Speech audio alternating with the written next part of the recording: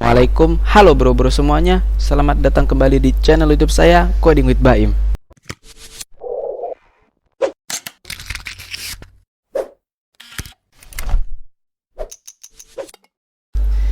Selamat datang di episode ketiga. Ini merupakan episode lanjutan mengenai pembahasan kita seputar dasar-dasar HTML, dimana di video-video sebelumnya kita udah sempat ngebahas banyak hal. Di antaranya kita udah sempat ngebahas apa itu tag, terus juga kita ngebahas atribut, dan yang terakhir kita udah sempat ngebahas yang namanya penggunaan heading di HTML. Nah, di episode ketiga ini kita bakal ngelanjutin tuh pembahasan-pembahasan kita mengenai dasar-dasar HTML. Nah, di episode ketiga ini apa aja sih emangnya bakal kita bahas? Nah, kurang lebih kedua pembahasan ini adalah menjadi pembahasan kita di episode ketiga ini, dimana yang pertama itu kita bakal ngebahas penggunaan hyperlink, dan yang kedua atau yang terakhir kita bakal coba ngebahas nih tentang penggunaan elemen semantik. Oke, daripada kita kelamaan, mending langsung aja kita ke pembahasan pertama, yaitu penggunaan hyperlink. Apa sih hyperlink itu? Kenapa sih kok kita harus gitu belajar penggunaan hyperlink? Emangnya seberapa penting hyperlink untuk HTML? Nah, sebelumnya kita bakal bahas dulu tuh, apa sih hyperlink itu? Jadi hyperlink itu adalah sebuah koneksi atau hubungan dari sebuah sumber web ke sumber web lainnya. Jadi maksudnya gimana? Nah, hyperlink itu merupakan elemen HTML yang fungsinya tuh ngehubungin suatu halaman web ke halaman web yang lain gitu. Nah, hyperlink itu ada jenis-jenisnya. Ada internal link atau relatif, dan external link atau absolute. Terus bedanya apa sih? Kalau misalkan internal link, dia itu adalah link yang menuju ke halaman website yang sama. Maksudnya di sini masih satu domain ya. Nah, kalau misalkan external link itu beda. Dia tuh bakal menuju ke domain yang lainnya gitu.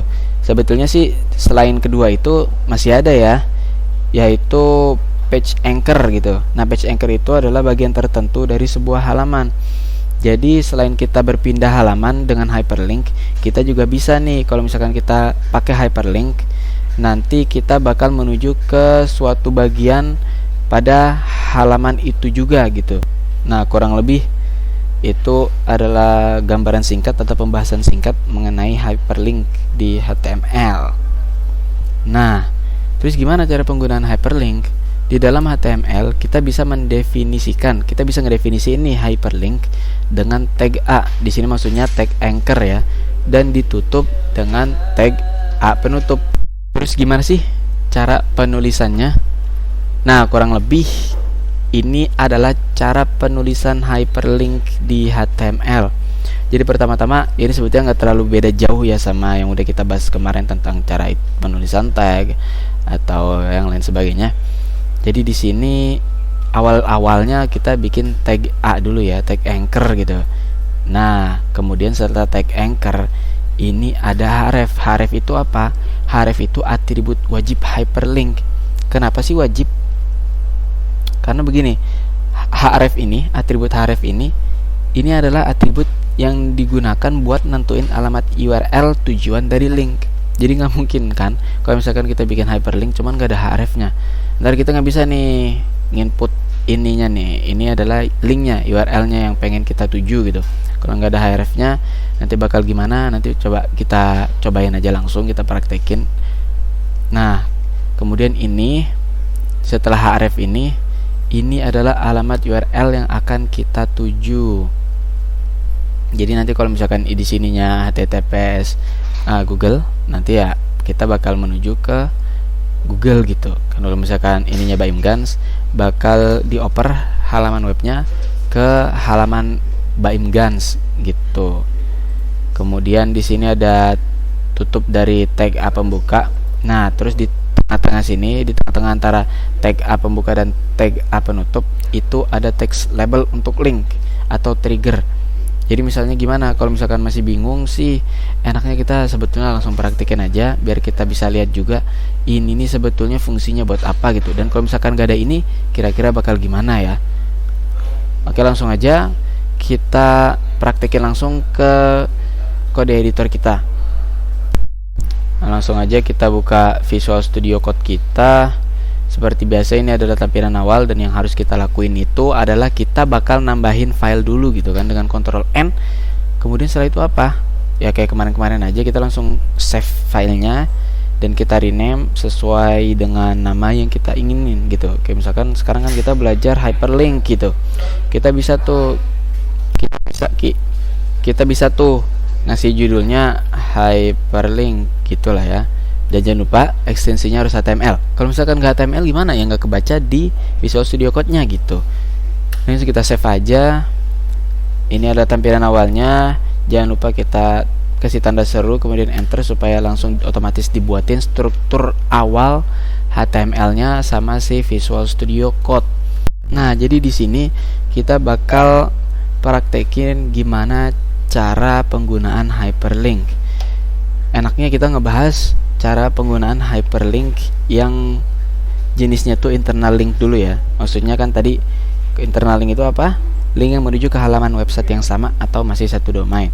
Jadi sebetulnya kalau misalkan kita mau contohin atau praktekin yang internal link, kita harus bikin satu file lagi sih. Jadi kalau lebih enaknya kita Ctrl N lagi, maksudnya kita bikin file baru, kita save lagi di tempatnya tuh tempat yang sama ya.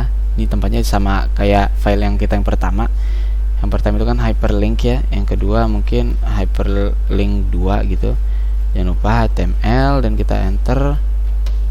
Nah, tapi di sini kita ke hyperlink yang pertama aja dulu. Misalkan kita tulis H1 gitu. Nah, kemudian di sini kita bisa tulis hyperlinknya dengan cara kita tulis tag A dulu di sini. Nah, dan uniknya di sini otomatis atribut wajib dari tag anchor udah dibuatin sama si Visual Studio Code-nya. Nah, di sini adalah tempat kita buat masukin alamat URL yang pengen kita tuju gitu. Yang pengen kita tuju itu kan halaman kedua yang ini ya kan. Jadi gimana caranya biar pas kita klik di sini nanti kita bakal menuju ke halaman selanjutnya gitu, atau halaman yang ini. Caranya adalah kita masukin nama file ini ke dalam ini gitu. Langsung aja kita coba nah di sini langsung ada ya itunya, suggestionnya. Langsung kita klik aja yang kedua. Nah, kemudian di sini kan tadi di sini udah kita bahas, ini nih tempat buat text labelnya gitu, buat si link atau triggernya gitu. Kalau misalkan gede ini gimana? Kita coba aja, kita lihat kira-kira jadinya tuh gimana gitu. Kita buka file kita, coba kita klik 2. Ini adalah halaman pertama dan dia nggak muncul, hyperlinknya nggak dimunculin soalnya nggak ada itunya gitu, nggak ada triggernya atau yang nggak ada text label buat si link tersebut. Jadi kalau misalkan mau ditampilin ya kita harus isi text labelnya dulu. Misalkan di sini next gitulah ya. Kalau udah next, kita di sini Ctrl S, kita save dulu, kemudian di sini kita refresh. Nah, otomatis ini hyperlinknya sudah ada. Kalau misalkan kita klik gimana? Nah, kalau misalkan kita klik kok ini kosong? Ya karena ini masih kosong. Kalau misalkan kita coba isi halaman web kita yang selanjutnya, misalkan kita Ctrl S, kemudian kita refresh, dan ini adalah cara penggunaan hyperlink atau internal link. Jadi dia bisa ngehubungin dari halaman 1 atau dari sini ke file selanjutnya, yaitu hyperlink 2, dengan cara kita memasukkan tag A atau tag hyperlink ke dalam HTML kita di halaman pertama.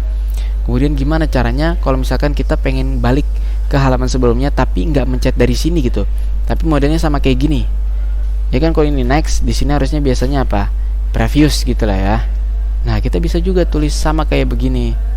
Jadi kita isi dulu nih di HTML kita tag A atau tag anchor.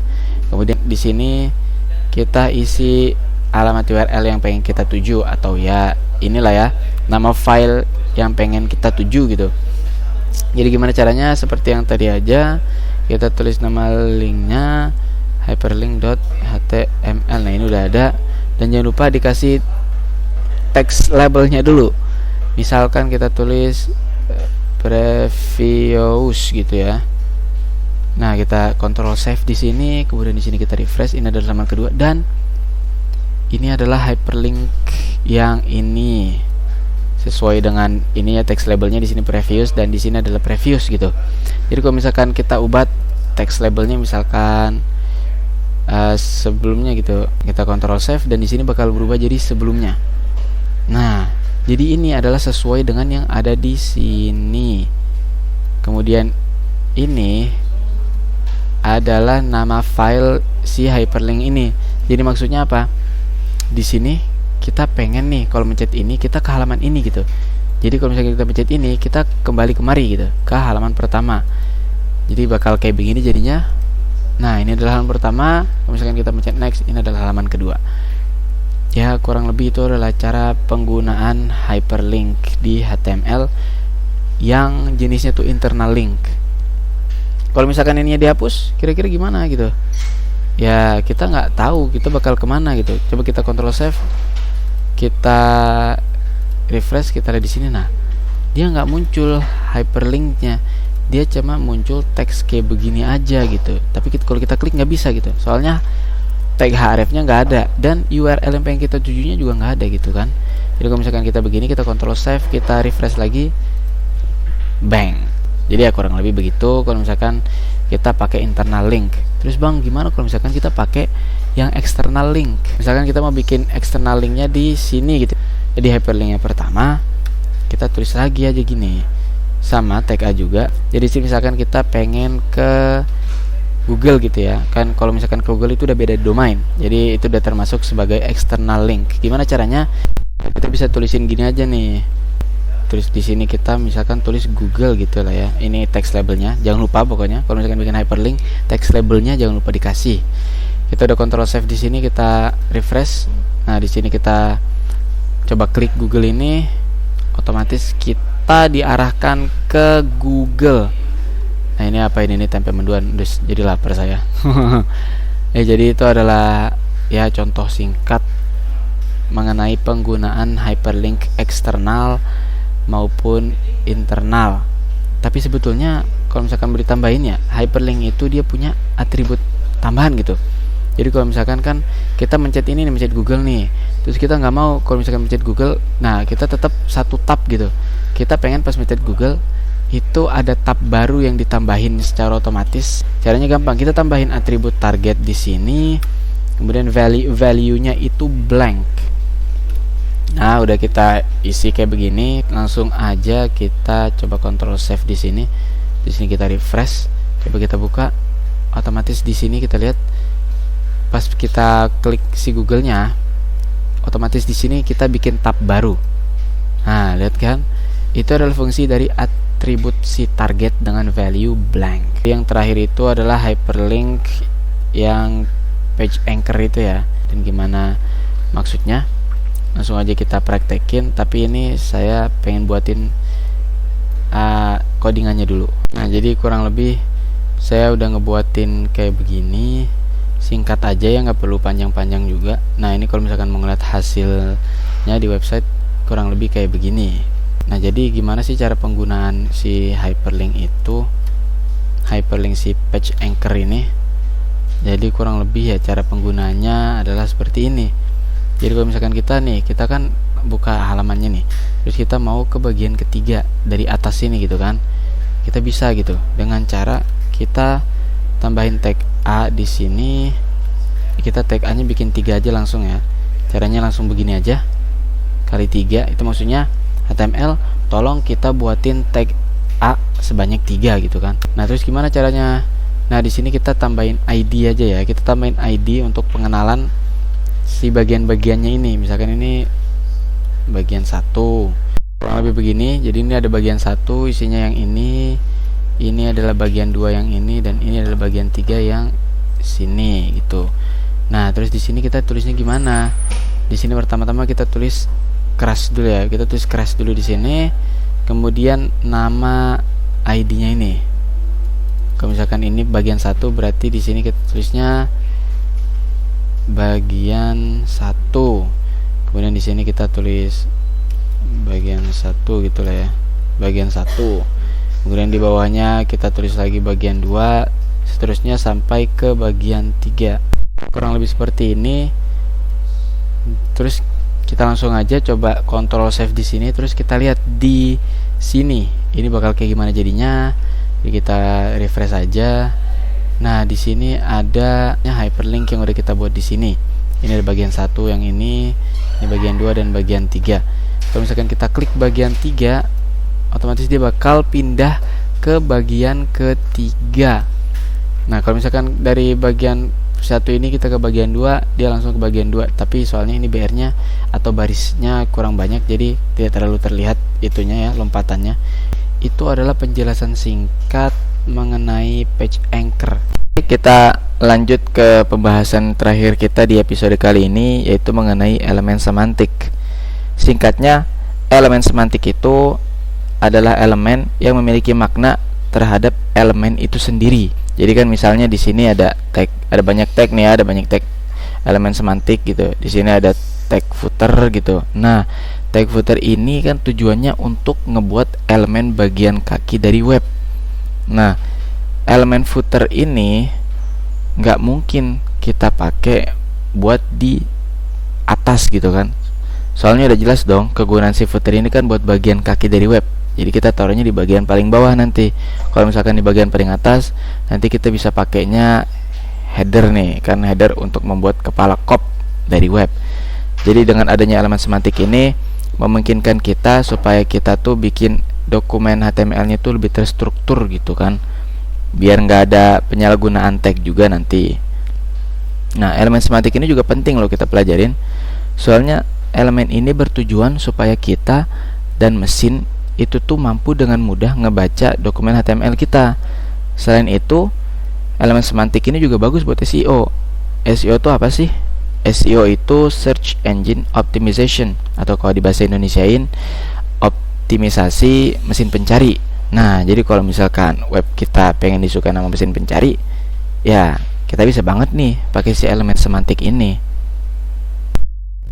Nah, sebelum dihadirkannya elemen semantik, jadi kan elemen semantik itu dihadirin tuh di HTML5 ya.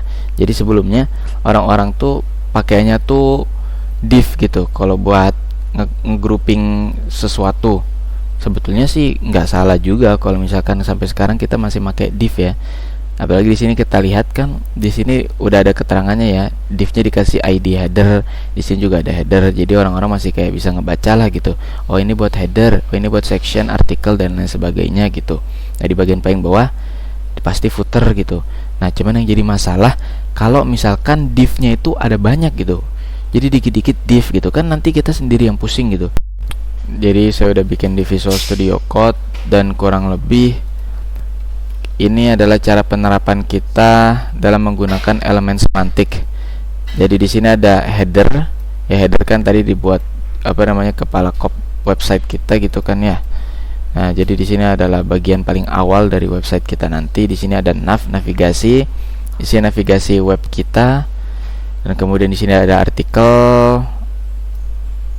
dan diakhiri dengan footer gitu ya. Kalau misalkan mau lihat hasilnya di web browser kita bisa langsung lihat begini, dan ini adalah hasilnya gitu. Nah, di sini ada judul paling awalnya, di sini ada navigasi, di sini ada artikelnya, dan di sini adalah footer dari website yang udah kita buat. Itu adalah cara penggunaan elemen semantik di HTML. Baik, cukup sekian pembahasan kita pada episode kali ini. Sehat selalu dan jangan lupa keep coding.